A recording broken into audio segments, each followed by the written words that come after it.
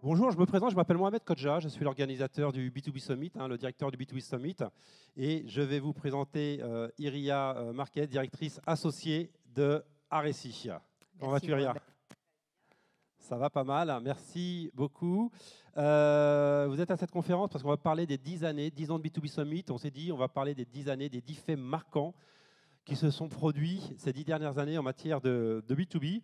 Et pour le faire, j'ai demandé à 4 experts de venir s'exprimer sur ces sujets. Et on va commencer, je vais appeler tout d'abord Deva Rangarajan, qui est professeur de Sales B2B. Je vais vous demander de l'applaudir, s'il vous plaît, merci. Merci beaucoup. Have a seat. So, Diva, up, Diva. No, you can try to fix it. It's okay for you? Okay? Okay, you just heavy, not so much, I think. Okay, that should be. That's wonderful. Okay, we will fix it after. Alors, on fera toute la conf en anglais avec Diva qui est beaucoup plus à l'aise en anglais qu'en français. Et puis derrière, j'ai Koen De Witte qui est le fondateur et directeur général de Lead Fabric, première entreprise à avoir apporté sur le marché français et le marché européen des solutions comme Eloqua, c'est ça, et comme Marketo. Koen distribue entre guillemets toutes les grandes solutions américaines. On s'est rencontrés aux États-Unis. C'est un très très grand expert, l'un des meilleurs experts sur la partie business to business et tout ce qui est solutions de Martech et SalesTech. Alors, un petit point pour Koen. Le français, c'est sa troisième langue. C'est pas sa langue maternelle, c'est sa troisième langue. Il va faire l'effort, mais il a un français qui est juste exceptionnel, je lui ai dit. Il va faire l'effort de faire cette conférence en français. Voilà. Donc il m'a demandé d'être un petit peu indulgent s'il ne trouvait pas ses mots, mais il trouve tous ses mots. On l'applaudira à la fin. Après, j'ai Aurélien Goyer, mon grand ami Aurélien Goyer, grand expert du B2B, que je vous demande d'applaudir aussi. Aurélien est Senior Digital Manager chez Eurowest, Senior Digital Manager chez Dassault Systèmes, très grand spécialiste du B2B dans l'industrie notamment, et une grande expertise sur tout ce qui est des sujets de contenu. Et puis, the last but not the least, exactement, Julien Duaubois, VP New Markets chez Chili Pepper. Il vient de passer 3 ans, Julien, aux États-Unis. C'est l'un des meilleurs DIRCO que j'ai rencontré parce qu'on a eu la chance de travailler une année ensemble à peine. Il a développé tout le marché américain, une grosse partie du marché américain et du marché européen depuis les États-Unis pour Chili Pepper, pardon, et il rentre en France pour développer le marché européen, c'est ça, Julien? Pas que. Bon, il a de grandes ambitions. Merci beaucoup. Donc on va commencer de suite. Donc on va partir sur une douzaine de faits marquants qui ont marqué ces 10 dernières années. Il s'est passé beaucoup de choses en matière de marketing ces 10 dernières années et précisément en matière de marketing business to business.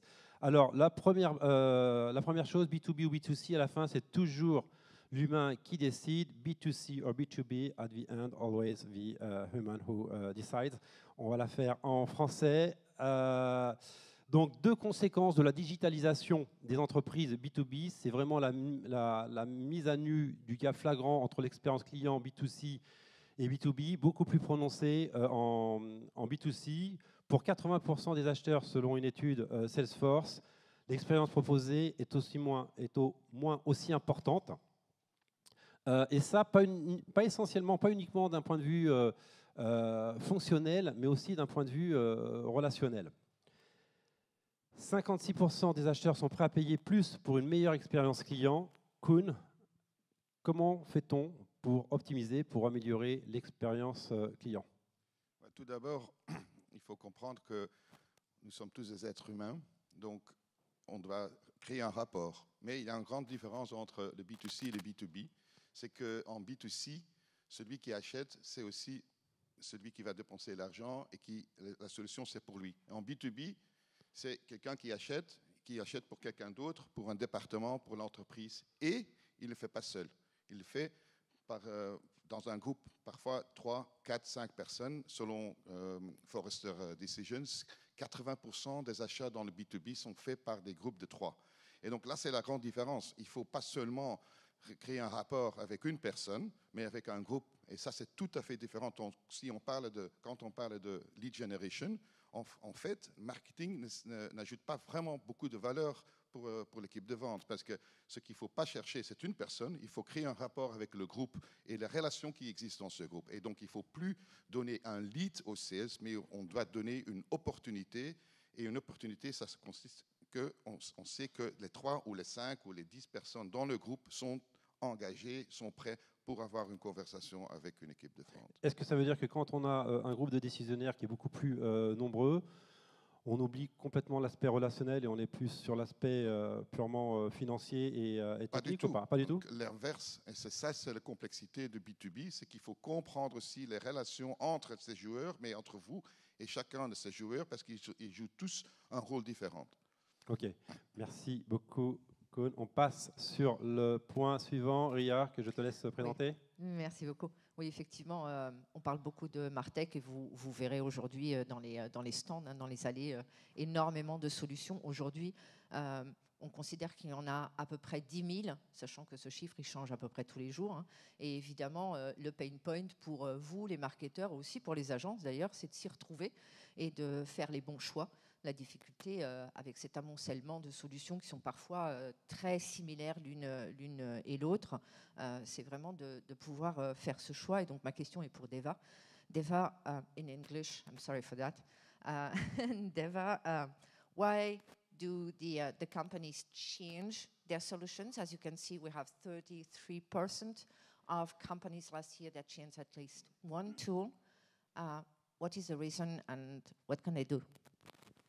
Well, if you take a look at marketing and how marketing has grown in the last 10 years, if you've taken a look at, especially in B2B marketing, you went from just being a cost center to becoming a lot more value-adding center. And if you happen, and essentially Koen was talking about lead generation, and essentially you suddenly see marketing taking over more and more jobs from the sales side and helping the sales organization. It just makes sense that you're going to be investing in more and more tools. And the evolution is so fast right now that you cannot keep pace. So if you look at marketing organizations and B2B companies, you have roles like MarCops that we never had 9, 10 years ago. So obviously it makes sense that you need new technologies all the time. A little piece of advice for the companies to cope with this It'll come volume? back, absolutely. And I think it always goes back to, it is not about the technology. It is about how the technology fits into the day-to-day activities of the people. And I'll talk a little bit more about that when we talk about sales enablement. Thank you, Deva. Juste pour résumer, Deva dit une chose ultra importante, c'est que le sujet, ce n'est pas la technologie, c'est la façon dont on intègre cette technologie dans l'écosystème de l'entreprise, dans son système, dans son fonctionnement. Ma deuxième question est pour Julien. Bonjour Julien. Bonjour. Les entreprises, on parle d'outils, mais l'humain là-dedans, comment fait-on pour faire que l'humain soit au niveau avec toute cette techno? Ouais, c'est une bonne question. En fait, ce qui est intéressant, c'est que derrière tout choix d'outils, il y a à un moment donné un humain ou un groupe d'humains, comme on le voyait tout à l'heure, qui prend une décision. Et il y a 15 ans, la Martech, c'était simple. Hein, il y avait un marketeur généraliste qui avait besoin d'un outil. Il commençait peut-être par un outil pour automatiser l'envoi des emails, et puis il choisissait l'outil, il se faisait peut-être aider vite fait par l'IT, et puis à la fin de l'année, il faisait un vague ROI, il le remettait sur son budget l'année d'après, et puis c'était plié. C'est plus le cas aujourd'hui, 10 000 solutions, donc quand on commence à en avoir 10, 15, 20 ou plus, il y a un vrai sujet humain, et Deva l'évoquait, c'est souvent mis sous la bannière d'un nouveau rôle, qui est tout ce qui est marketing operations, qui va avoir un rôle clé autour de la Martech, et quand on parle de moyens, c'est les moyens, les budgets, qu'est-ce qu'on met sur ces outils, mais c'est aussi quels moyens humains on met derrière. Et cette personne, elle va avoir un rôle clé, ça va être d'analyser, même de faire de la veille sur quels sont les outils, les options qui existent, puis d'analyser les outils existants. Parce que tu l'as brièvement évoqué tout à l'heure, mais il y a de plus en plus d'outils, mais plus en plus d'overlap aussi entre les outils. Et donc le ROI devient plus complexe à analyser. Si 10 outils mis bout à bout amènent un ROI de 100, c'est quel outil qui va rapporter vraiment le ROI? Donc à la fin de l'année, on doit garder les 10, on doit en garder que 9. Donc c'est assez complexe. Et c'est pour ça qu'aujourd'hui, le moyen, les boîtes, est-ce qu'elles ont les moyens? Oui. Mais effectivement, ce n'est pas que de la technologie, il faut qu'il y ait de l'humain et qu'il y ait des spécialistes derrière ça aussi. Alors, on continue. Donc, Merci, 4 Gilles. caractéristiques qui ont fait radicalement changer l'acheteur B2B après le Covid, pendant le Covid, hein, on ne sort jamais. Donc, l'acheteur est de plus en plus autonome, beaucoup plus prudent. Le CMO est beaucoup plus prudent, baisse radicale de budget, donc il fait attention à ce qu'il dépense, beaucoup plus social. D'accord, ça c'est évident, on est tous sur les réseaux sociaux aujourd'hui, sur LinkedIn, on est tous en contact, on fait tous passer nos messages, on communique beaucoup et il est beaucoup plus exigeant, c'est ce qu'on disait tout à l'heure avec Koen, notamment en matière d'expérience client, exigeant aussi, il requiert des différents points de contact, il veut plus de réactivité à travers des chatbots par exemple. Iria, je te laisse continuer. Super acheteur, ça renvoie au super vendeur hein, et donc à l'équipe commerciale. Aujourd'hui, la façon de vendre, le rôle même, on le verra aussi sur d'autres aspects tout à l'heure, la façon de vendre a radicalement changé. D'abord parce que le commercial aujourd'hui fait une partie parfois majoritaire de ses ventes en visio, c'est-à-dire à distance, sans l'intuitu personné, sans le feeling qui faisait l'apanage des commerciaux. Et puis parce qu'aujourd'hui, en face de lui, on attend de l'émotion. Et bizarrement, ou pas d'ailleurs, on attend ce grand écart entre je veux de l'émotion, je veux des faits et chiffres, des preuves, et pas des preuves en l'air avec des belles phrases, des preuves factuelles, et en même temps, je veux de l'intégrité. Ça, c'est peut-être la chose la plus difficile pour les commerciaux, c'est qu'on va leur demander de dire du mal de leurs produits. Pas sur ces termes-là, mais en tout cas, d'être honnête quant aux failles, quant aux faiblesses de leurs produits. Aujourd'hui, c'est quelque chose qui n'est plus une honte à dire, mais qui prouve cette honnêteté et qui est tout à l'avantage de la marque et de ses commerciaux. Ce qui fait beaucoup de révolutions. Deva, what really has changed in the behavior of the buyers to generate these changes? Well, I think every time in the last 2 decades we've had some kind of problem in the business world out there, buyers have actually come forth and moved up. So what we've seen happen, we had it after the financial crisis of 2008, and now we have COVID, is companies have started to take a look at procurement or purchasing or the buyers as being more strategic. And unfortunately, what happens when these buyers become more strategic, they are under more scrutiny, so they become less risky. They become very, very risk averse. And if you try and take a look at work by CSO Insights in 2019, that said that 53% of salespeople were not hitting their targets. That's not because salespeople were not doing something right, because customers were afraid to make decisions. So essentially what we have is procurement is becoming more powerful. They are becoming less risky in terms of what they do, and they would rather not make decisions at all. So it becomes the job of the marketing and sales team to start telling why change, why now, why us. If you don't reduce the risk, it's going to be very hard for you to convince your your sales, and then your customers. Thanks, Deva. En résumé, hein, le gros changement vient du fait qu'aujourd'hui, il y a un sentiment de risque à la prise de décision d'achat du côté client, hein, et que ce risque, il se concrétise par l'appel plus systématiquement au procurement, et puis on l'a vu tout à l'heure aussi, à une prise de décision plus collégiale qui fait appel à un collège de décideurs beaucoup plus important. Et donc, c'est une situation à laquelle il faut faire face. On peut peut-être passer au suivant. Ça, c'est le mien. Juste avant, juste avant, merci. Et donc ça fait écho effectivement cette ambiguïté, cette situation complètement nouvelle fait aussi écho à cet aspect de est-ce qu'on est dans une vente d'intuition ou dans une vente de data-driven, c'est-à-dire conduite par la data. Et bien aujourd'hui, on est clairement dans cet univers-là, toujours avec cette idée de rassurer, d'avoir des achats héroïstes ou en tout cas justifiables. Et donc aujourd'hui, on voit que la data prend le dessus aussi dans la décision d'achat, d'où les procurement services qu'évoquait Deva. Et donc Aurélien, sur ce sujet, est-ce que la data-driven va être un élément vraiment différenciateur ou c'est juste un effet, la post-Covid momentané? Bonjour à tous. Je vais faire un léger pas de côté, mais je pense que, puisqu'on est là pour parler des 10 dernières années, mon impression, c'est qu'il y a 10-15 ans, à l'arrivée des CRM en mode cloud, notamment en France, on était très heureux en tant que marketeur de pouvoir enfin montrer à un CFO le fait qu'on avait de la valeur, qu'on apportait du retour direct, etc. Tu parles des marketeurs. Hein. Tout à fait, en particulier. Ce que je pense, c'est que dès lors, on a fait une erreur assez critique qui a été le moment où on a décidé d'assumer que le marketeur était en charge de la performance et éventuellement du revenu, de la génération de revenus. Pour moi, c'est une erreur critique parce qu'à ce moment-là, on s'est enfermé dans une prison dorée et on s'est focalisé essentiellement sur une partie très très limitée du processus de Customer Experience, qui est le touchpoint, la prospection et l'acquisition client. Ce qui peut représenter dans le monde dans lequel j'évolue, sincèrement, 5% du processus.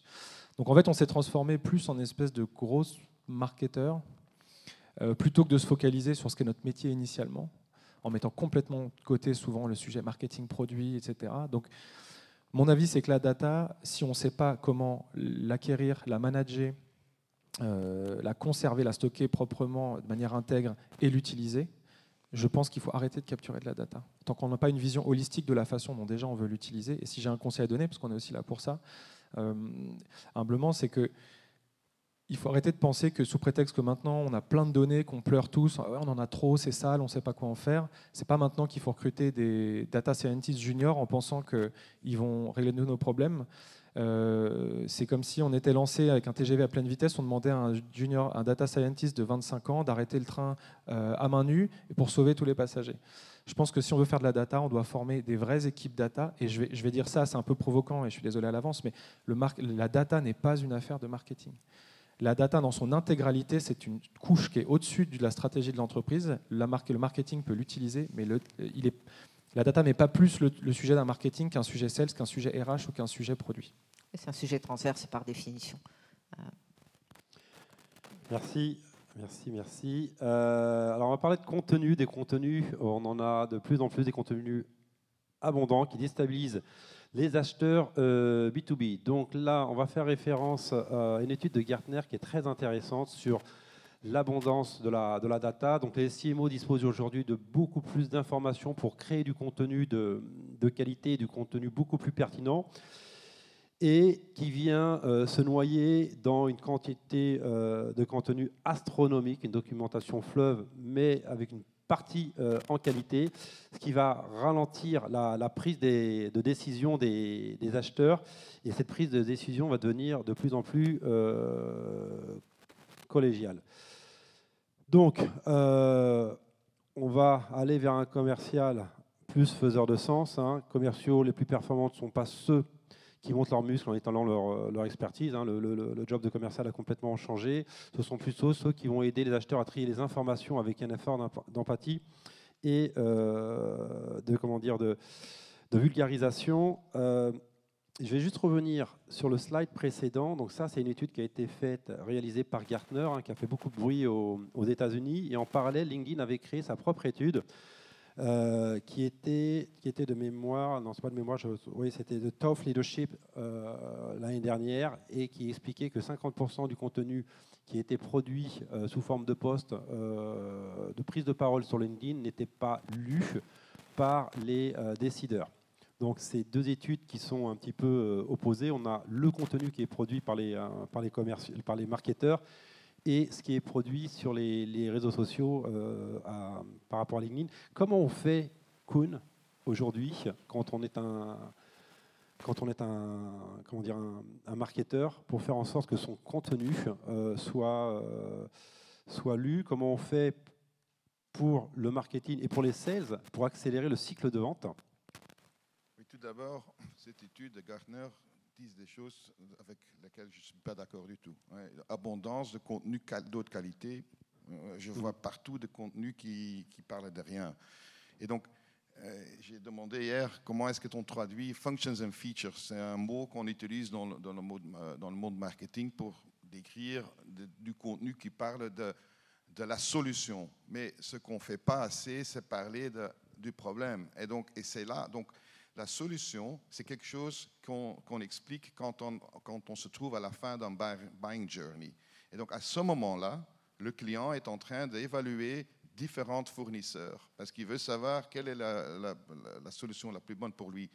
Mais il faut essayer d'avoir une relation avec un acheteur loin avant ça. Et donc, c'est quand il est en train de chercher des solutions pour ses problèmes avant qu'il a décidé quel genre de solution. Et donc, le contenu qu'il faut créer, c'est le contenu qui parle du problème. Et là, ça, c'est pour moi, de haute qualité. Et donc, un marketeur a des outils aujourd'hui pour se mettre en contact avec les acheteurs beaucoup loin avant que l'acheteur est en train de chercher un fournisseur. Et tout le contenu que je vois, ça parle de features et functions du produit et tout, même parfois d'autres qualités parce qu'il y a plein de données là-dedans, mais pas ce que normalement on essaye de résoudre. La value proposition du produit. Oui. Aurélien, je crois que le message porté par cette étude que je n'ai pas lu en détail semble assez clair, en tout cas sur le papier. C'est qu'une des solutions aujourd'hui, c'est de diminuer probablement par 3 ou 4 le nombre de contenus qu'on fait déjà. Il y a une sursaturation. Les algorithmes LinkedIn là, ont complètement pété un plomb depuis 2 mois. Je ne sais pas si c'est une suite logique, mais diviser par 4 les contenus, pour un même investissement, on ne diminue pas les investissements. Dans une optique de professionnalisation, il faut que votre qualité perçue de contenu, elle fasse un bond de x4, x5. Embaucher des vrais senior content people, arrêter de mettre ça sur un alternant, un stagiaire. Le contenu, la qualité de contenu, c'est un métier. Vous pouvez bosser avec des copywriters, vous avez besoin de gens dont c'est le métier. Je pense qu'on est en train de saturer tout le monde. Et puis surtout, c'est important, je pense, de travailler autour des personas, créer des contenus, parler des problèmes. Il y a beaucoup d'entreprises qui ont pris le pan opposé d'arrêter de parler de features and functions. Ils font que du thought leadership. En fait, c'est bien, on tombe dans des trucs où, en fait, est-ce qu'on parle à un CEO à ce moment-là? Est-ce qu'il a le temps? Enfin, il faut se poser ces questions-là. Diminution drastique du contenu. J'avais fait une rapide analyse de 50 chaînes YouTube de groupes B2B, B2C. Ce qui ressortait, c'est qu'en fait, c'est le paradoxe un peu du glamour, j'appelle ça comme ça. Les marques, naturellement les plus sexy, c'est elles qui font le moins de contenu, mais les plus qualitatifs. Le B2B a complètement surcompensé par le volume. Le cliché de la vidéo vue 200 fois sur YouTube, sur une chaîne YouTube d'une marque B2B. Quoi. Ça, il faut sortir de ce paradigme et ça nécessite des investissements et pas mal de courage et de se faire accompagner. Oui, et puis il y a un autre sujet aussi qui vient compléter ça, c'est que tout le monde crée son site internet, tout le monde parle de SEO, donc tout le monde crée du contenu. Et quand on crée beaucoup de contenu pour remonter sur les premières positions, le contenu n'est pas forcément positif. On n'a qu'une seule chance quand on vise un CEO. Tout le monde dit on veut toucher des C-level, on veut tuer des C-level, mais les contenus que je vois sur Internet, ce n'est pas des contenus pour des C-level. Si vous voulez toucher des C-level, vous n'avez qu'une opportunité de passer pour une entreprise qui est au-dessus du lot. Pas 2, pas 3, pas 4. Ouais. Vous n'avez pas besoin de 100 leads, vous avez besoin de 3 dans le milieu dans lequel je travaille. Donc c'est absolument critique et je crois que c'est facile à dire, mais c'est intéressant à essayer de mettre en place. Oui, mais le défi, c'est de savoir où est-ce que ce client ou cette personne se trouve dans son cycle d'achat. Et ça, c'est le mot-clé, quoi. Et donc, sur LinkedIn, s'il y a du contenu, on met du contenu pour tout le monde. Ouais. Et donc, tout le monde se trouve, ou personne X se trouve au milieu, personne Y à la fin. Et donc, c'est pour ça qu'on voit ces chiffres dont tu viens de parler. Okay, oui. Alors, Sales Enablement, c'est le gros sujet, le Sales Enablement. Vous avez vu qu'on a pas mal de partenaires aujourd'hui sur le salon, mais parce que c'est une véritable solution, peut-être, on va en parler dans un court instant. c'est une discipline, des stratégies qui se développent véritablement, véritablement partout. Voilà, tu vas en parler, Iria. Merci, Mohamed. Juste une petite parenthèse, on parle de contenu de qualité. Moi, j'adorerais qu'on remplace qualité par adapté. Ouais. Du contenu adapté. C'est tellement plus simple et plus factuel. Et effectivement, parmi les buzzwords de ces 10 dernières années, il est venu, il est reparti, il revient en force, comme disait Mohamed, voir les exposants qui sont là aujourd'hui. Il y a le Sales Enablement, un mot un peu valise dans lequel chacun met la définition qu'il veut, à peu près. Donc les contenus, y compris technologiques, les organisations qu'on veut, etc. Donc un terme assez flou, une réalité assez floue, en tout cas en France, parce que les Américains sont très forts en Sales Enablement. C'est très structuré, c'est très équipé technologiquement, c'est très formé, l'équipe, le process est très en place. Aujourd'hui, le contenu qui est produit par le marketing n'est quasiment jamais utilisé par les sales. Je pense qu'ici, on a et des marketeurs et des responsables en charge d'équipes commerciales. On sait cette guerre à je t'ai envoyé un nouveau PowerPoint mais tu ne l'as pas utilisé, tu ne l'utilises toujours pas, ou tu as tout explosé et tu as mis ce que tu voulais dans mes slides alors que moi je suis le marketing et je suis mandatory. Donc cette guerre et ce désaccord permanent entre les sales et le marketing devrait cesser avec l'instrumentation de sales enablement. Et donc une question d'Eva de méthodologie. Qu'est-ce que c'est exactement? Quel est le périmètre du Sales Enablement? What is the... Yeah, you understand in French. A little bit. First of all, thank you all for your patience. Merci pour votre patience. Patience. Well, anyway, so sales enablement, I think, is very, very interesting. If you go back to what was discussed a couple of points ago, there's a lot of content that we create as marketers that the clients don't get it. Let's not forget that your marketing campaigns are reaching people who are buying 10 plus categories of products and they're not experts. And if you are one supplier, there are going to be 4 other suppliers. There is no way that the person that you're targeting is going to be an expert, which then means your marketing campaigns have to be very, very carefully thought out. And that's the first part of sales enablement, which is if the purpose of sales enablement is to help your salesperson close the deal faster, then there should be a very clear idea about what is sales enablement and what is your sales process. So which means that sales enablement has been defined beautifully by somebody else.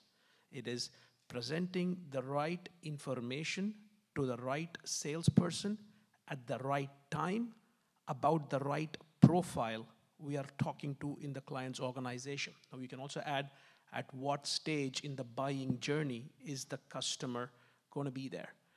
Unfortunately, sales enablement has different meanings depending upon the kind of company. If you are a SaaS company or born in the cloud company, then sales enablement is an onboarding tool. I'm sorry to say it, that's a reality. If you are one of the engineering and technology old B2B companies, it is just a glorified digital brochure handling method, right?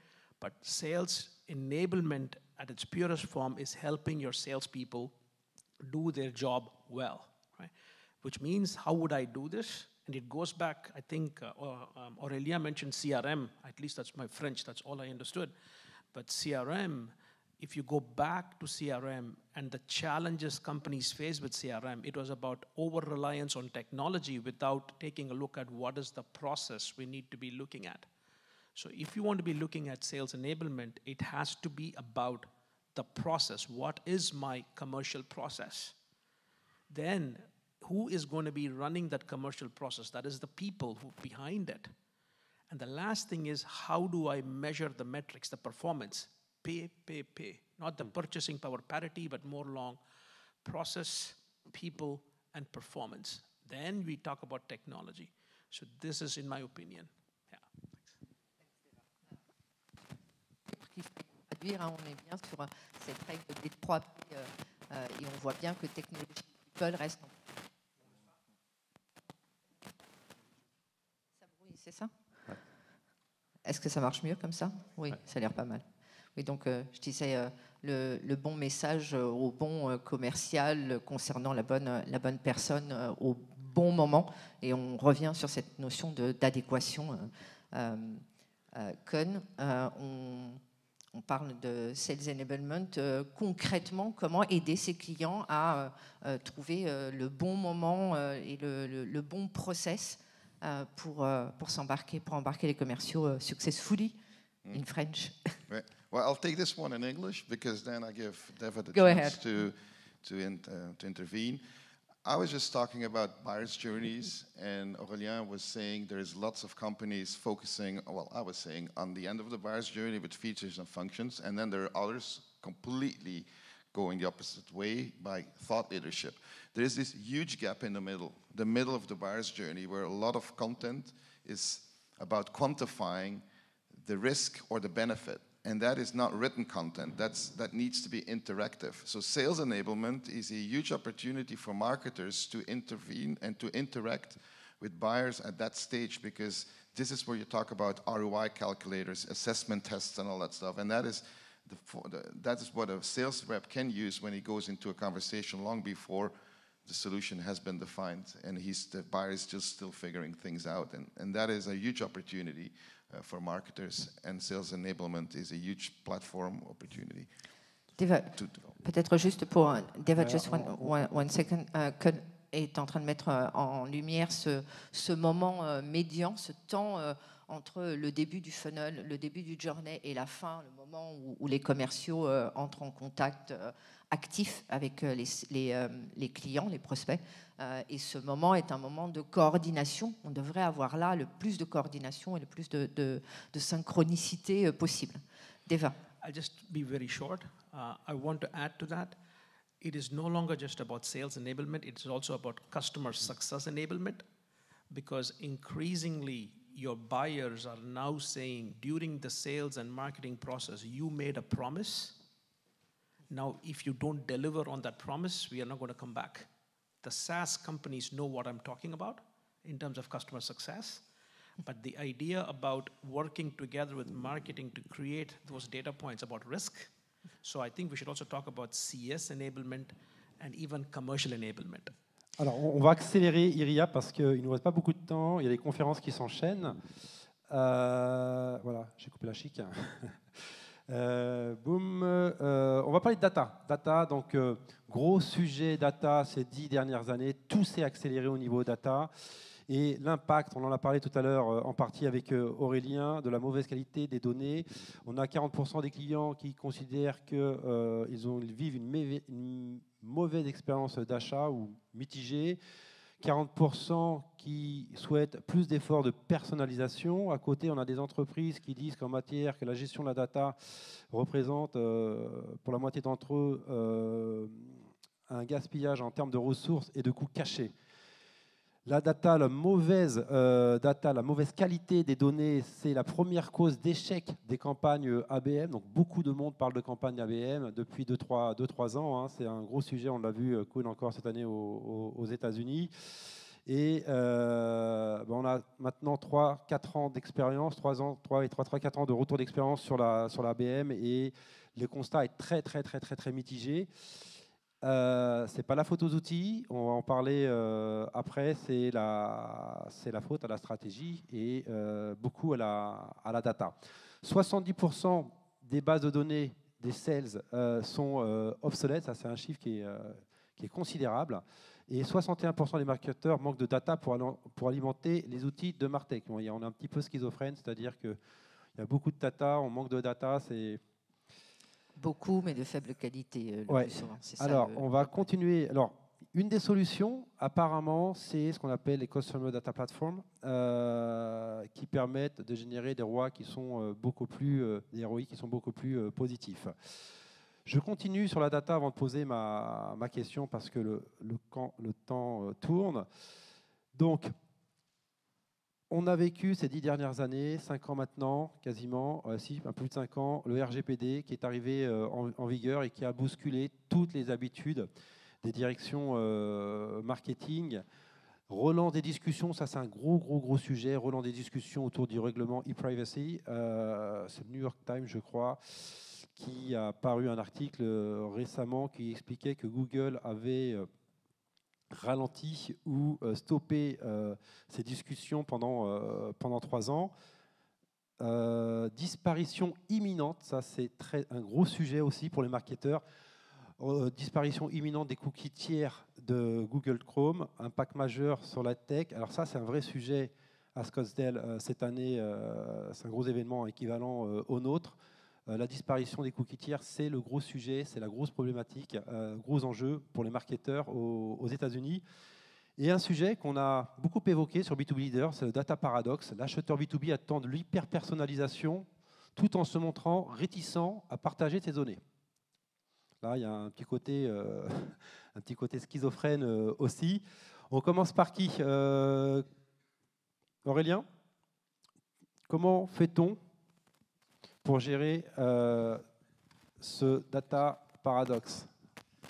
Je pense que la disparition des cookies est peut-être une des meilleures opportunités que le marketing B2B rencontre depuis 10 ans. Comme je le disais, on s'est un peu transformé en growth hacker et puis je vais même aller un tout petit peu plus loin. Je ne crois pas trop à ces sujets d'hyper-personnalisation, le fait de se dire qu'on va être capable de craquer. Enfin, je crois que la réalité est trop complexe.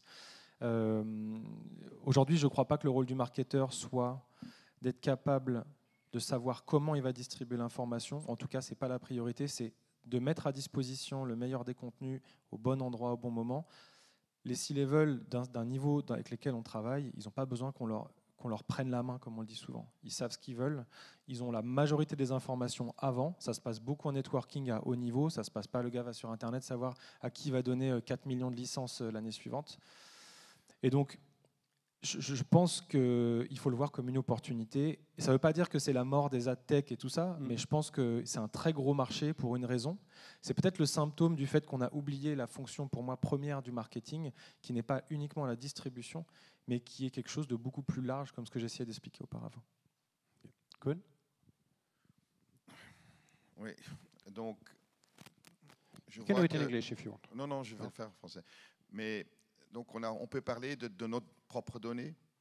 Mais je suis d'accord, c'est difficile parce qu'on a une petite vue sur l'ensemble des choses. Et donc les acheteurs sont partout, ils vont se renseigner partout. Et donc marketing automation, par exemple, on a toujours dit, on a 2 sortes de données. On a les données explicites, ce sont des données qu'on peut acquérir par le biais de formulaires, on peut acheter et tout ça. Et puis on a ce truc qui s'appelle les données implicites. C'est ce qu'on peut, le comportement de quelqu'un. Et donc ça nous permet alors en marketing automation de créer des segments actifs où on dit, bon, donnez-moi tous les gens de Paris qui travaillent pour le secteur public et n'ont plus visité notre site web pendant 30 jours. Mais le problème avec ces données implicites, c'est qu'on traque seulement le comportement d'un acheteur sur vos propres sites web et réseaux sociaux et tout ça. Et ça c'est peut-être 0,1% du comportement de votre acheteur. Donc il faut aussi chercher des solutions, et ils existent, qui vous permettent de aussi savoir où sont ces acheteurs. Et ce n'est pas en mettant vos tracking codes sur des autres sites, parce que c'est illégal et c'est impossible de le faire, mais c'est d'engager des fournisseurs comme des intent data providers, je n'ai pas de mot en français pour ça, qui vont vous donner le comportement d'un account, pas d'une personne, parce que ça c'est illégal, de quel contenu est-ce qu'ils sont en train de consommer dans le monde entier. Et ça, c'est une source d'infos qui est super cool pour travailler avec. Merci. J'hésite rien parce qu'il y a une conférence qui commence juste après. Je vais être un peu le père fouettard sur toutes les conférences, donc il faut que je montre l'exemple. Je vais passer le slide, Aurélien, je suis désolé. L'engouement pour le marketing conversationnel, Iria, on présente les slides, les 10 points, d'accord. On va parler un petit peu de génération de leads. On se donne 2 minutes et on arrête, et vous aurez à disposition tous les slides et vous pourrez venir rencontrer nos experts qui sont ici. D'accord. Je te laisse présenter les slides marketing conversationnel. Je crois que ça ne marche pas. Hein. Si, ça marche. c'est bon. Ah, génial. Marketing conversationnel, on parle beaucoup de data, on parle beaucoup de rationnel, et de rationaliser, de chiffrer, d'héroïser le marketing. C'est néanmoins, on l'a dit en tout début, une question de relations personnel avec quelqu'un qui fait partie d'un collège décisionnel et donc qui doit agir et interagir avec les autres décideurs.